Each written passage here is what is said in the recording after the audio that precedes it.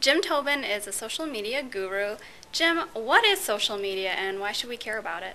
Social media is different than traditional media in that people can talk back. So we're talking about blogs, we're talking about podcasts, we're talking about wikis, we're talking about Facebook and all the other social networks that are out there.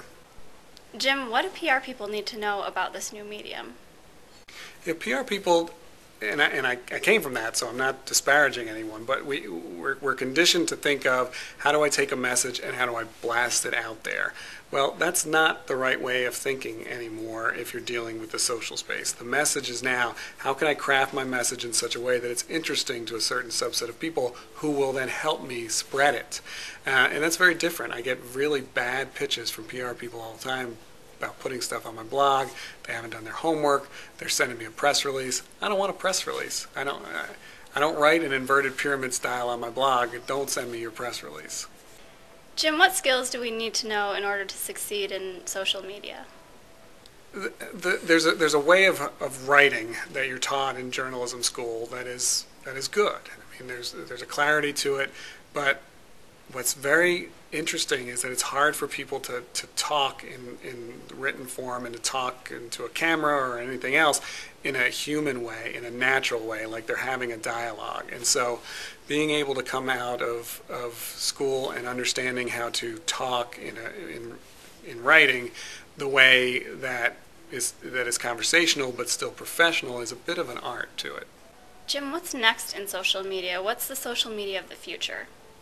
Well, I think we'll see a lot more on the phone. I think we haven't seen it yet because it's really hard. Bright Kite is an application that lets you, go on your iPhone or whatever, and it finds where you are. You hit a button, it checks you in, and then it shows you what friends are close to you. That's pretty cool. It's also, it's also a little creepy, which is why it hasn't taken off yet. But I think MySpace is trying to do it. I think somebody's going to figure out mobile social, and I think that'll be a tremendous, tremendous game changer. Tell me about your book, Social Media as a Cocktail Party. You mentioned the book. I think Social Media as a Cocktail Party is on Amazon.com, and it was written exactly for people who understand marketing but are trying to understand the rules of social media marketing, and it was written for exactly that kind of person, so hopefully it'll help some people. Well, it's number one is that you lost control a long time ago.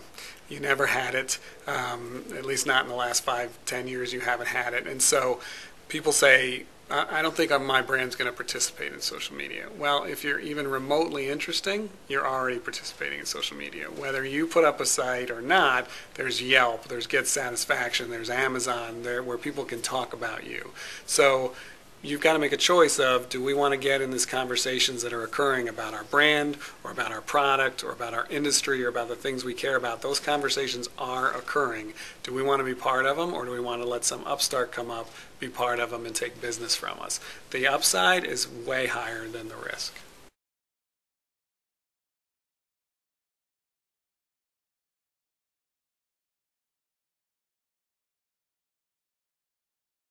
We have more PR tips on video at youtube.com/MSUPRSSA.